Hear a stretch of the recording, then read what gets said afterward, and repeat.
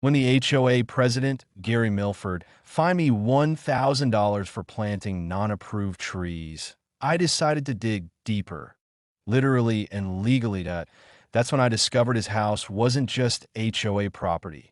It was in foreclosure, and I had the chance to buy it anonymously. I did. He tried to intimidate me with citations. I moved in his house and tore down his throne from the inside, one board member at a time. That he didn't just lose his seat.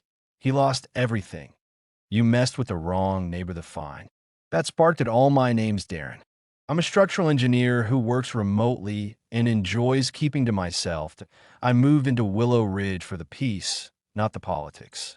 But HOA President Gary Milford made that impossible. All I did was plant 4 red maple saplings in my front yard. 2 weeks later, I got a formal letter. Unauthorized vegetation. HOA violation cancelletto 212. $1 fine. Payment required within 15 days. I tried to reason with him. Gary smirked and said, "We don't allow DIY landscaping. You want nature? Move to the mountains." I decided to do one better. I'd move into his living room. That I noticed his house was odd. Gary's home was 3 doors down from mine. Big, overgrown, and constantly had different cars parked in the driveway. Then, one night, I saw a man with a clipboard snap photos of the place. Later found out it was a bank repo agent. Curious, I checked the county foreclosure records. Boom. Gary was 90 days delinquent on his mortgage. That a notice of auction was already filed for the next quarter. That I smiled, because not only was his seat at the HOA fragile, his house was about to be up for grabs. And I had cash, silent purchase, strategic plan. I contacted the bank via a legal proxy, a trust under a different name. That I didn't want Gary knowing it was me at the auction. I purchased the property outright for a fraction of its worth. Gary, meanwhile, kept barking at homeowners about mailbox colors and siding paint. He had no clue he was enforcing rules from a house he no longer owned. Once the sale cleared, I gave him the legally required 30-day notice to vacate. Through the mail, team marched over the next day, red-faced. "You think you can push me out of my house?" I calmly replied. "I didn't. The bank did. I just opened the door." He refused to leave. Big mistake. Gary tried to delay eviction with a bogus claim about emotional hardship. But the court ruled in my favor since. He had missed 4 months of mortgage payments, never applied for relief, and now lived rent-free on my property when the sheriff delivered the final notice. Gary finally packed up. He left bitter, but not beaten. Yet, because I hadn't even started on the HOA board.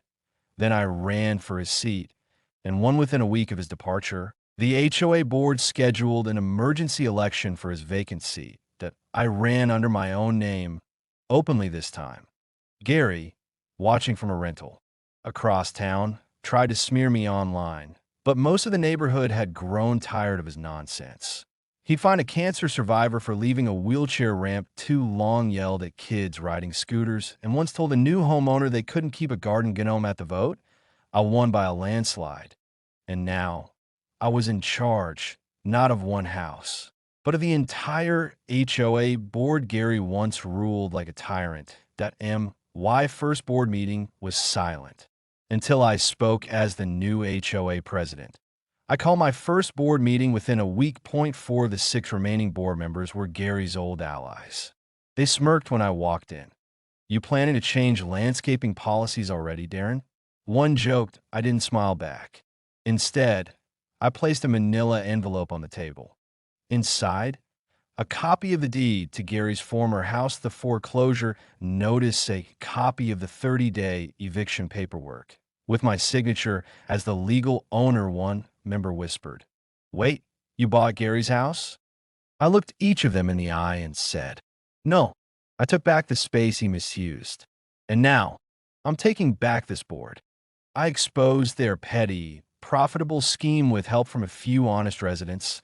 I launched a full audit of the HOA's financials, and what we found was ugly. Gary and his clique had issued over $68,000 in fines in 2 years. 87% of them were for decor or yard violations. that weren't in the official charter. Many homeowners were paying them just to avoid threats. They had essentially weaponized citations and made it seem official. But their biggest mistake, they never filed those changes with the county, which meant every fine issued beyond the original charter, legally unenforceable. That I passed a motion that blew the doors off at the next open HOA meeting. I proposed 4 new motions. 1. Erase all fines issued under Gary's rules. 2. Cap penalties to $50 max unless reviewed by a 3-member committee. 3. Open board seats to community vote, not appointments. 4. Reform term limits to prevent long-term control. Residents cheered. Gary's allies voted no, of course, but they were outnumbered. The motions passed. 1 member stormed out. Another resigned that night. The next morning, I slid for sale signs in front of Gary's former home. Just for show, he showed up an hour later, fuming. "You really think this'll last?" I smiled and said, "Longer than your rule did." Gary's legacy? Scrubbed clean within a month.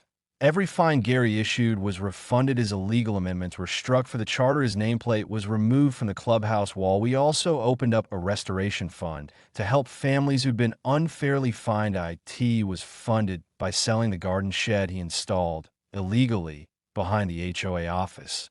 Poetic that AS for Gary, he moved 2 towns over, still trying to act important on local Facebook groups. But nobody cared, because in Willow Ridge his reign was erased, like chalk in the rain. Epilogue. From the ground up, my house still stands, saplings thriving in the yard. The red maples that started it all, now 10 feet tall and county approved, that we host monthly open-air board meetings where any resident can speak. No suits. No secret votes. Just neighbors talking like neighbors. In Gary's old house, I turned it into a community resource center. Now, the same home he used to bully from is where kids read after school and seniors take coffee on Sundays. He built a throne on fear.